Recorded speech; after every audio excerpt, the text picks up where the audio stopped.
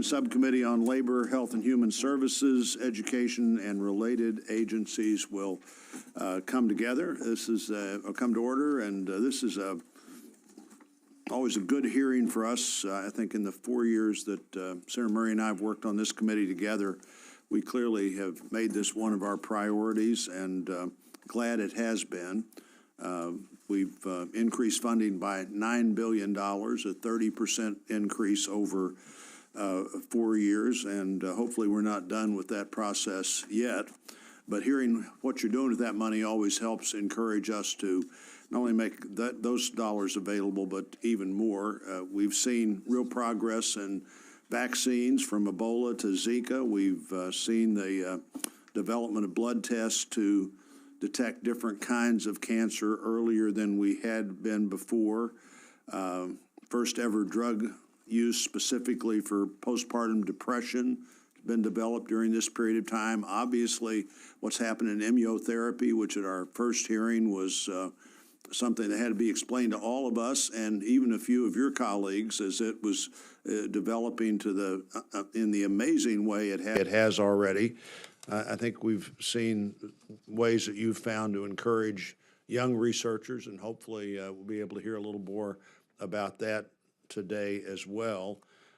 In my state of Missouri, research has demonstrated that interactive therapy can reduce rates of childhood depression, discovery of an enzyme responsible for the spread of cancer, and we've seen research supported that aimed at improving the scaling up of immunotherapy and how to make that more available and a more affordable way for more people.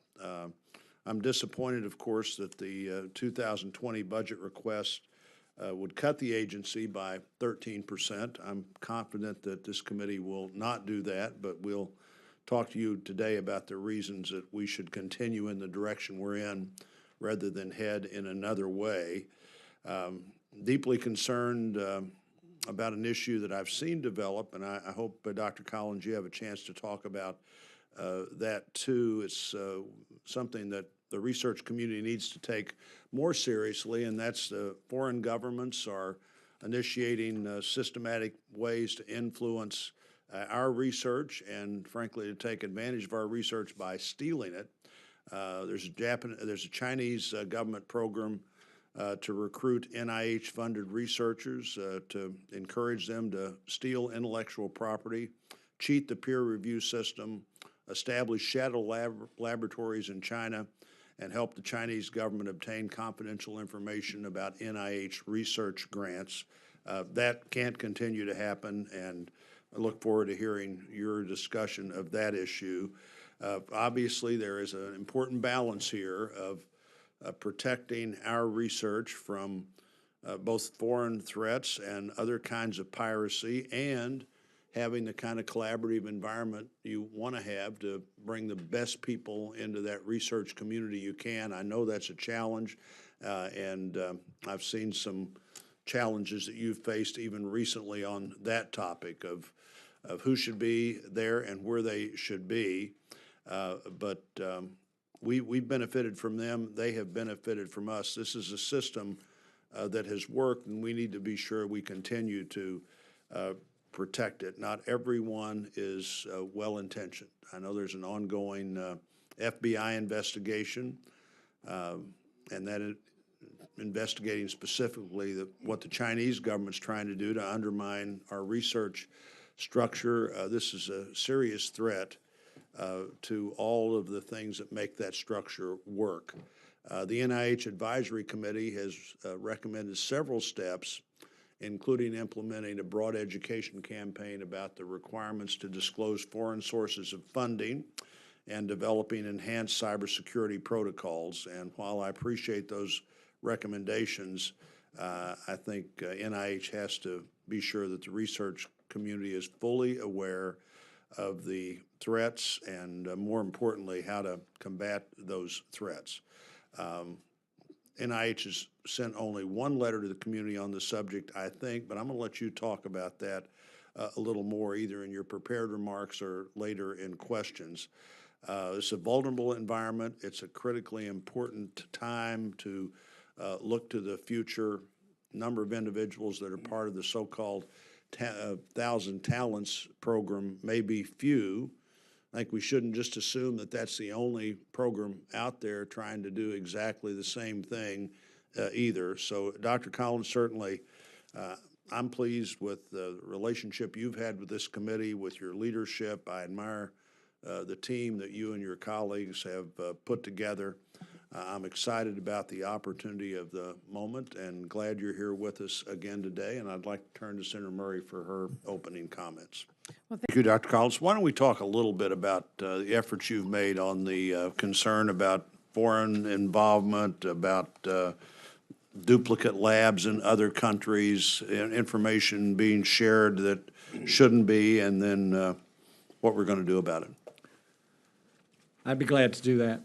We are deeply concerned about the evidence which has been growing and which we've become increasingly aware of over the course of more than a year, that there are instances, egregious instances, where our funding of grants in this country is being taken advantage of by individuals who are not following the appropriate rules. This is utterly unacceptable. We have had multiple opportunities to interact with the FBI, who have been investigating this vigorously. Some of this is classified information, some of it's not.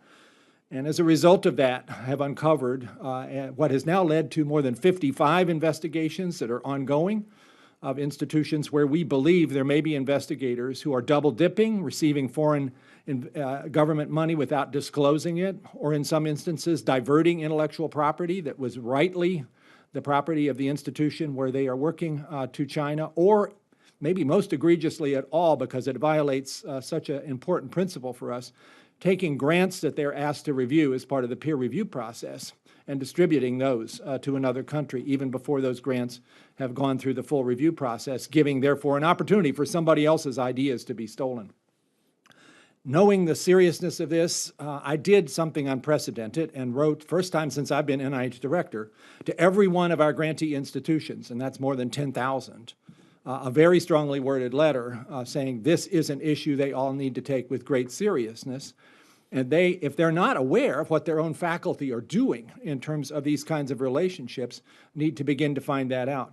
I think there was initially some surprise and maybe even denial that that could be happening in these institutions. I think we are past that now, and we are now seeing statements from some of those institutions very strongly worded to their own faculty saying, we realize we have a problem too.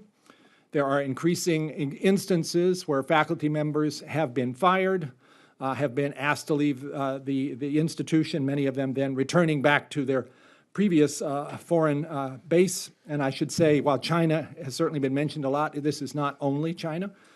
So actions are going to be being taken, and you will see more evidence of that in the press, particularly in the coming week or two, to show just what is now necessary in order to respond to this. We will not rest until we've looked at every possible example. We have to depend on the universities as our partners in this, but we are driving this process as vigorously as we can. In those 55 instances, how many different institutions would that involve? That's 55 institutions. 55 different grantee institutions. Yes.